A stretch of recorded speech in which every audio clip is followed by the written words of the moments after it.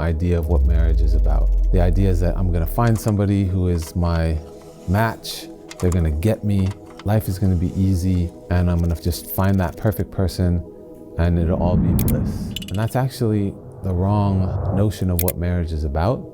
And they completely avoid the process of sorting themselves out to be prepared for marriage. What are common things that are destroying marriages in your experience?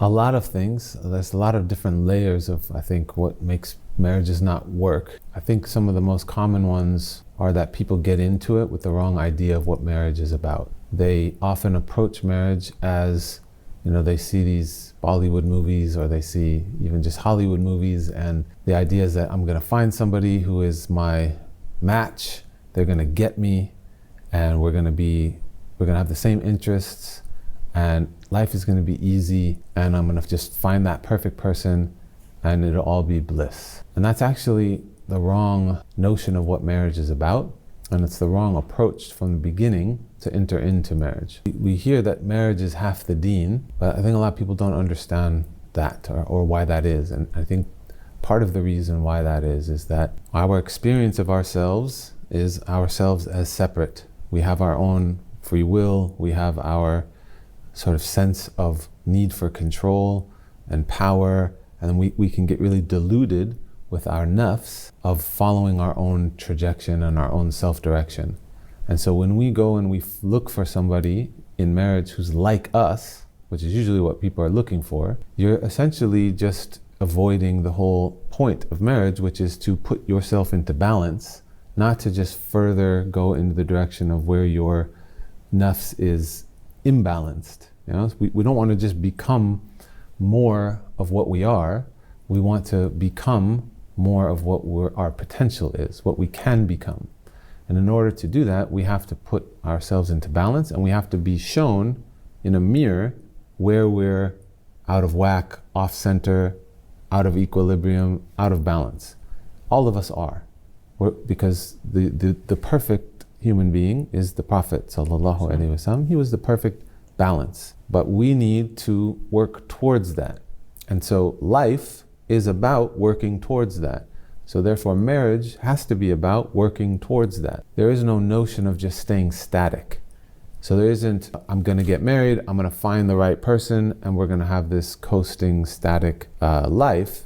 It's actually, you're finding somebody, and really ultimately you should be wanting to be with whoever Allah wants for you, not who you want for yourself, because we don't know what's good for us.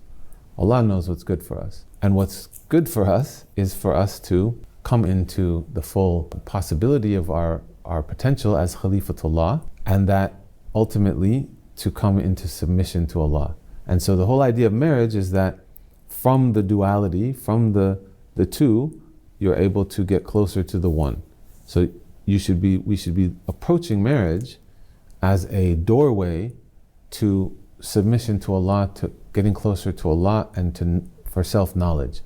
And so the way that we're going to know more about ourselves and therefore know Allah is by being shown where we need to do some work. And so that means the difficulty in marriage, the things that annoy you about your partner, the things that they do differently, the arguments, the different cultural differences, my family wants to do that, your family wants, those are all the opportunities for us to do this work of riyadat nafs, of working on ourselves. And so I think the biggest problem, going back to your question, is that people have the wrong idea of what they're engaging in marriage for. It's not just for procreation, and it's not just for having a halal situation in terms of relationship. Those are all things, and that Allah even mentions these things, that it's a place for safety, it's a place for mercy, it's a place to sort of come home to. So that's a part of marriage. And anybody who is married, sometimes you have that, and sometimes it's really difficult. And so it's the difficulty that actually provides the opportunity. What are some psychological skills people could practice for marriage? So I think the number one skill as an individual, there's things that people have to practice individually and then in partnership. So individually, practicing self-introspection. One of the best, I think, tools for this or ways of understanding this Imam Ghazali talks a lot about muraqaba and muhasaba. So he has a book in the Ihya al-Ulumuddin on Kitab al-Muraqaba wa Muhasaba. He talks about other things that start with the letter M, but these two are fundamental to how we can bring awareness to ourselves. So we study ourselves. We study, muraqaba is witnessing the self, watching the self, being aware of what comes up. And so in marriage, that would mean your partner says something and you get irritated, or you feel hurt, or you feel that they're not holding you in the right way. You have to, instead of just saying they're the problem and they need to change, because we can't control other people, we can only control what is within our internal locus of control. And so we have to watch and notice what's coming up for me, so we're equipped to be able to know what work we need to do. So that's muraqabah. And then muhasaba is taking self-accountability, taking account of what you've now witnessed and understanding what do you need to do, what do I need to do to fundamentally work on changing my state. So rather than focus on, in marriage, we often focus on the other person fulfilling our rights, right? They're supposed to, everybody, the husband always goes and finds the Islamic, the literature that says what the woman is supposed to do for the husband, right? And then he gives it to his wife, like, see, you have to do all these things for me. Whereas our attitude really should be, if each person is doing for the other, if each person were to focus on fulfilling the other person's rights, then your rights would be fulfilled from the other person or from Allah, really, and you're disengaged in this nafsi pursuit of getting what you want. So this is the psychological engagement in this in marriage, is that we have to fundamentally get outside of our own nafs, our own self-direction, our own notion of what we think we want or what's best. And we do that by engaging with another, right? So the whole idea of putting somebody before you is actually, yes, it's for them and it's altruistic, but it's actually the medicine that we need for ourselves to heal and to develop into our potential. And then the other thing, so that's individual, but then as a couple, it's just learning communication skills. So oftentimes people just talk to one another in the way that they're used to talking, and they wind up just talking at each other or over each other, and nobody's actually listening to the other person based on what their reality is. And so one of the really hard skills that couples need to learn is how to communicate. And that communication essentially has to be slower, and it has to be listening to what the person is actually saying and actually meaning, rather than inferring meaning based on your experience. If a couple has no major issues in their relationship, but despite this, they're still seeing their marriage deteriorate, what can they do to overcome this? They need to recognize and accept what the issues are that they have, because it's not that they don't have issues, it's that they're not owning up to the issues that they have. They're not paying attention. So this again would come back to muraqabah and muhasabah. They have to start to be self-reflective. A lot of people just engage with life in a very external way, where they're just focused on transactions and behaviors. And so everything's fine, they have enough money, they have everything, they have kids that are healthy, they have things on the outside, and so the assessment is, it's all good. Why aren't we happy? Or why isn't it working? It's because the real thing that everybody should be focusing on is what is going to persist beyond this dunya. Mm-hmm. Your house, your job, your children, all of these things that in relation to you don't have control over, that's not going to persist or sustain in your ultimate trajectory of where we're going in our post-mortem reality. So we need to, I think in this case, the couple would need to look at themselves in a deeper way and recognize, why are they here? Why are they in this marriage? And what are they benefiting from it in terms of their station with Allah subhanahu wa ta'ala. If someone is looking to get married, what are some important things they can do to prepare for marriage? Know themselves. The more that they can spend time doing this process of self-reflection and starting to know themselves, then that's going to be the best thing that's going to prepare them for marriage. A lot of times people spend all their time studying the other person and trying to find the right person. and they completely avoid the process of sorting themselves out to be prepared for marriage. And so that means they need to sort of understand who you are, what motivates you, what are your underlying values, what is your relationship with Allah, what is important to you.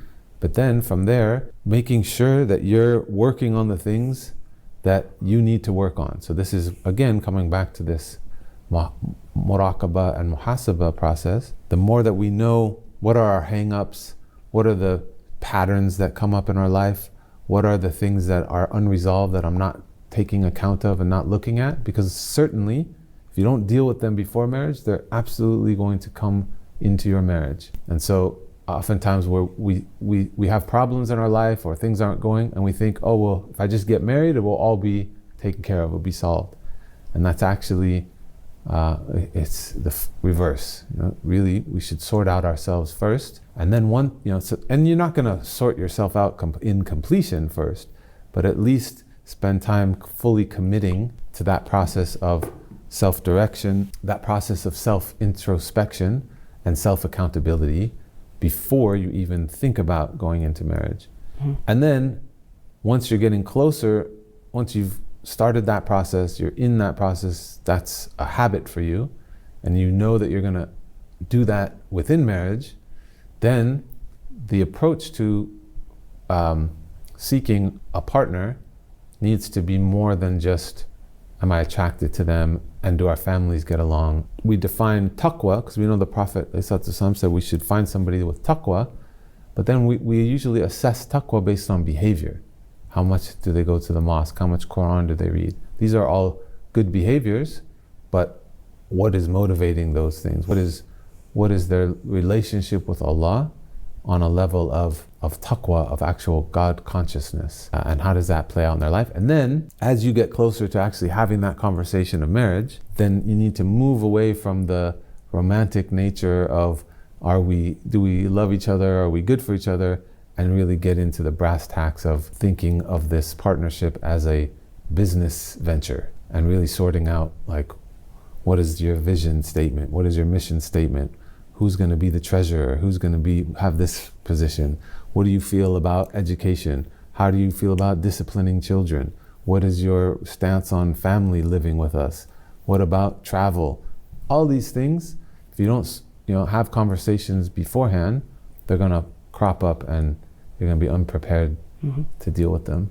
As a counselor, what advice do you wish more couples practiced? Like people that are already married? Yeah. Communication. When it comes down to any issue that a married couple is dealing with, the thing that's causing the problem comes down to the way that they're communicating. And I don't just mean like saying things, but they have to develop a way of communicating that's not just based on words, but that you're actually developing a heart-to-heart connection. And so this requires, again, each individual to spend time in their own self-reflection, and then for them as a couple to spend time in really getting to know the person from their standpoint, from their reality, to have empathy and to spend time not just approaching one another from our own perspectives. And that means really prioritizing the development of their heart-to-heart connection in a way that is not focused on just sort of going about business in the dunya. I think that means, and this, even when people have children, when couples have children, that needs to persist. They need to maintain the connection with one another on a heart-to-heart level. And I don't just mean romantic heart-to-heart level, but spiritual heart-to-heart level of like, what are you going through? What is your state? So every day they should be checking in on a level of not just saying, hey, how's it going? And then they tell them what they're doing, but actually in Arabic, kayfa halak means, how is your state? It's not just what's going on, but what is your state? And so if the couple got together every single day and honestly answered this question in the way that it means in Arabic, kayf al-hal, what is your state? This would be the best thing that a married couple can do. Should conflict be avoided in marriage? No, absolutely not. Conflict should be embraced and understood as the path to know oneself, to get towards a healthier marriage, and to fulfill the notion of marriage being half the deen. We have to, avoiding conflict is essentially avoiding opportunity to get closer to Allah.